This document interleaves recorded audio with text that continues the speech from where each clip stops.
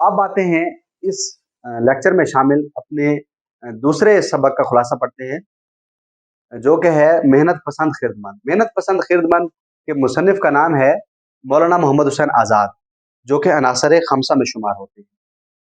मौलाना मोहम्मद हुसैन आज़ाद का अंदाज़ तहरीर तमसाली है, जिसमें आप जज्बात और एहसासात को किसी किरदार का लिबादा उड़ाते हैं।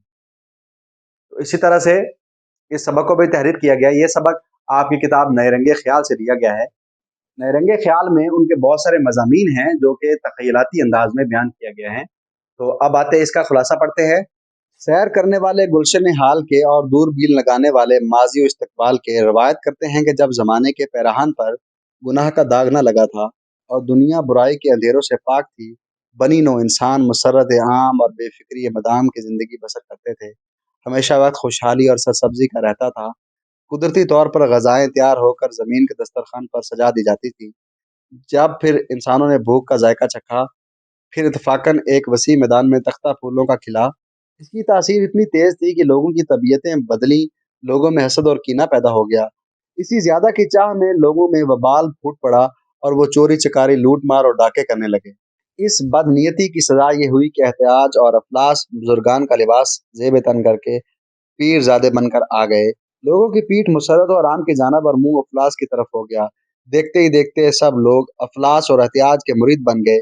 इसी खराबे से मुल्क में ज़मीनें बंजर हो गईं, मेवाजात कम हो गए और कहर चारों तरफ फूट पड़ा। लोगों ने अपने किए पर मलाल किया, यानी निदामत की। हालात की बिगड़ी शक्ल देखकर तदबीर और मशवरा दुनिया के किनारे आए और एक सेब के दरख्त पर कमंड डालकर झूला झूलते। कोई भी तबाह हाल उनके पास आता, वो उसे अच्छा मशवरा देते। उन्होंने लोगों को ये बात समझाई कि खुसरो आराम फरिश्ता सिर्फ बादशाह है जिसका शुक्रिया अदा न किया, जिस वजह से आफत को अपने हाथ कर लिया। ये अफलास बुरी चीज़ है जो इंसान को बेकस और बेबस कर देती है।